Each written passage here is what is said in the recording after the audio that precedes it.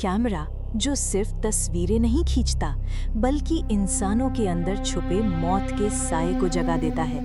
एक गांव जहां हर शनिवार किसी ना किसी की लाश मिलती है। लोग कहते हैं वहां दैवा घूमता है, लेकिन सवाल ये है कि अगर ये सब किसी भूत का काम नहीं तो फिर कौन है जो लोगों को इतनी बेरहमी से मार रहा है। और सबसे डरावनी बात, जिस इंसान की फोटो ठीक शाम 6 बजे खींची जाती है वो उसी रात कातिल बन जाता है। तो आखिर उस कैमरे में ऐसा क्या छुपा था और क्यों एक मरी हुई लड़की की आत्मा पूरे गांव से बदला ले रही थी। नमस्कार दोस्तों, स्वागत है आपका आपके अपने चैनल कहानियों की पोटली में, जहां हम लेकर आते हैं सबसे खतरनाक, रहस्यमयी और दिमाग हिला देने वाली cartoon horror style movie explanations. आज की कहानी है एक ऐसे गांव की जहां डर सिर्फ लोगों के दिलों में नहीं बल्कि हवा में घुल चुका था। तो बिना समय बर्बाद किए चलिए शुरू करते हैं आज की डरावनी और सस्पेंस से भरी कहानी बैरनपल्ली। कहानी की शुरुआत होती है एक डरे हुए आदमी से जो रात के अंधेरे में कांपते हुए अपना वीडियो रिकॉर्ड कर रहा होता है। वो कैमरे में देखता हुआ कहता है, आप लोग इस गांव को जितना शांत समझते हैं, असल में ये जगह उतनी शांत बिल्कुल नहीं है। हर हफ्ते यहाँ किसी न किसी की मौत होती है और लोगों का कहना है कि दैवा। लेकिन इससे पहले कि वो अपनी बात पूरी कर पाता, पीछे से कोई अनजान शख्स उस पर हमला कर देता है और वो वहीं तड़प तड़प कर मर जाता है। अब अगली सुबह गांव में पूजा पाठ चल रहा होता है। गांव के प्रेसिडेंट और उनकी पत्नी आरती देवी माँ की पूजा करवाते हैं ताकि गांव पर मंडरा रहा खतरा खत्म हो जाए। इसी गांव में रहती है शीला, जो एक कंटेंट क्रिएटर होती है। उसे हमेशा अजीब और रहस्यमय जगहों की तलाश रहती है। उसकी सबसे अच्छी दोस्त होती है पद्मा, जो गांव के प्रेसिडेंट की बेटी है। एक दिन दोनों गांव के बाहर घूमने निकलती हैं, लेकिन रास्ते में उनकी कार का टायर पंचर हो जाता है। ड्राइवर उन्हें डरते हुए बोलता है, मैडम, यहाँ ज्यादा देर रुकना ठीक नहीं है। लेकिन शीला और पद्मा उसकी बात को मजाक समझकर कार से बाहर निकल जाती हैं। कुछ दूर चलते ही उन्हें पायल की डरावनी छन छन की आवाज सुनाई देती है। शीला डर कर कहती है, पद्मा, तुम्हें भी ये आवाज सुनाई दी ना? मुझे यहाँ कुछ ठीक नहीं लग रहा। दोनों डर कर वापस कार की तरफ भागती हैं, लेकिन तभी पता चलता है कि ये सब एक मजाक था। दरअसल पद्मा के 4 दोस्त शंकर, सतेश, वेंकट और राजू उन्हें डराने के लिए ये सब कर रहे थे। ये चारों गांव के बाकी लोगों से बिल्कुल अलग थे। जहां पूरा गांव शाम होते ही घरों में बंद हो जाता था, वहीं ये लोग रात में खेतों में बैठकर शराब पीते थे। उन्हें दैवा और भूत प्रेत जैसी बातों पर बिल्कुल विश्वास नहीं था। लेकिन उसी रात गांव में कुछ ऐसा होता है जिससे सबकी रूह कांप जाती है। अगली सुबह गांव में एक नर्स की लाश मिलती है। उसका गला किसी धारदार हथियार से काटा गया होता है। डॉक्टर साफ कहता है, ये कोई सामान्य मौत नहीं, किसी ने बहुत बेरहमी से इसका कत्ल किया है। पूरे गांव में डर फैल जाता है। लोग कहने लगते हैं, दैवा फिर से लौट आया है। अब पुलिस जांच शुरू करती है, लेकिन तभी हॉस्पिटल का वार्डन एक ऐसा दावा करता है जिससे सबके होश उड़ जाते हैं। वो कांपते हुए कहता है, मैंने अपनी आंखों से देखा है, प्रेसिडेंट की पत्नी आरती ने उस नर्स का गला काटा था। ये सुनकर सब हैरान रह जाते हैं, लेकिन प्रेसिडेंट उसे पागल और शराबी बताकर उसकी बात टाल देता है। उधर गांव में डर लगातार बढ़ता जा रहा था। रात होते ही लोग अपने दरवाजे बंद कर लेते। हर तरफ सिर्फ खामोशी और मौत का साया था। इसी बीच वो चारों दोस्त फिर से खेतों में बैठे शराब पी रहे होते हैं। तभी उनमें से एक बताता है कि उसे खेत में एक तलवार मिली थी और वहां कोई कंबल ओढ़कर घूम रहा था। ये सुनकर सब डर जाते हैं, लेकिन कहानी अब और भी खतरनाक मोड़ लेने वाली थी।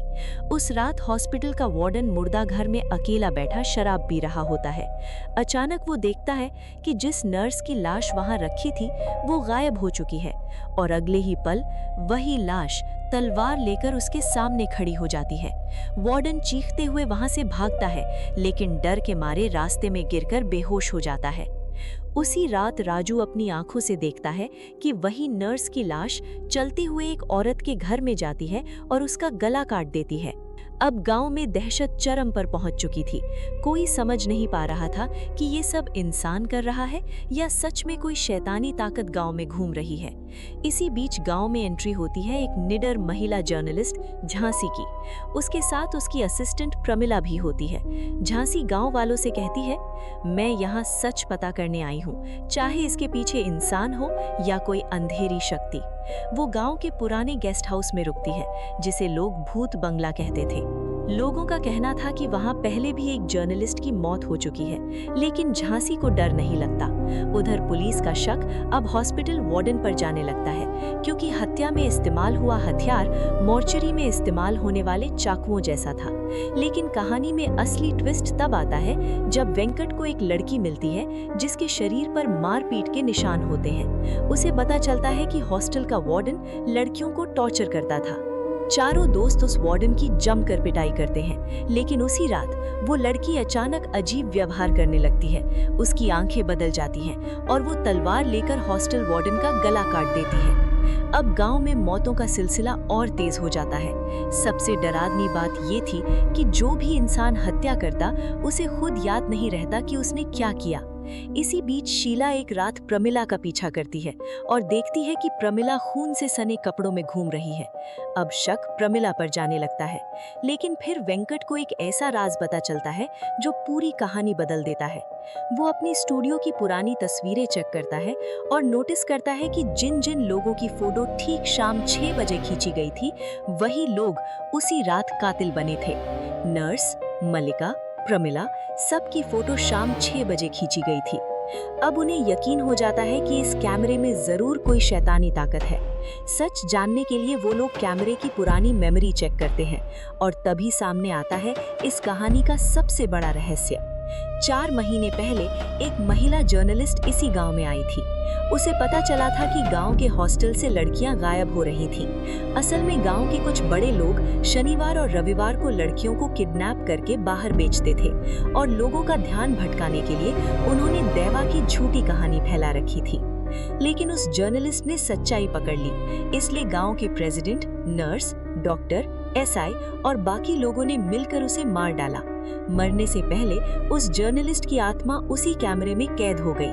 अब जो भी इंसान शाम 6 बजे उस कैमरे में कैद होता, उसकी आत्मा उसके शरीर पर कब्जा कर लेती और उससे उन्हीं अपराधियों का कत्ल करवाती जो उसकी मौत के जिम्मेदार थे। अब सिर्फ एक आखिरी गुनहगार बचा था, गांव का प्रेसिडेंट। झांसी चालाकी से उसकी फोटो भी ठीक शाम 6 बजे खींच लेती है। कुछ देर बाद प्रेसिडेंट की आंखें लाल हो जाती हैं। वो पागलों की तरह बंदर की तरफ भागता है और सबके सामने खुद को गोली मार लेता है। इस तरह उस मरी हुई जर्नलिस्ट की आत्मा अपना बदला पूरा कर लेती है। लेकिन सबसे दर्दनाक पल तब आता है जब पद्मा को पता चलता है कि उसका अपना पिता ही इस पूरे गंदे खेल का मास्टरमाइंड था। उसकी पूरी दुनिया टूट जाती है। अंत में झांसी वो कैमरा वापस दोस्तों को दे देती है, लेकिन जैसे ही वो कैमरा बंद करने लगते हैं, कैमरे की स्क्रीन पर अचानक एक डरावना चेहरा दिखाई देता है और यहीं खत्म होती है ये रहस्यमयी और हॉरर से भरी कहानी। तो दोस्तों, आपको ये cartoon style horror movie explanation कैसी लगी? अगर आपको वीडियो पसंद आई हो तो वीडियो को लाइक जरूर करना, अपने दोस्तों के साथ शेयर करना और चैनल कहानियों की पोटली को सब्सक्राइब करना बिल्कुल मत भूलना। हम फिर मिलेंगे एक और नई डरावनी और रहस्यमयी कहानी के साथ। तब तक के लिए अपना ख्याल रखिए और रात में अकेले कहीं मत जाइएगा।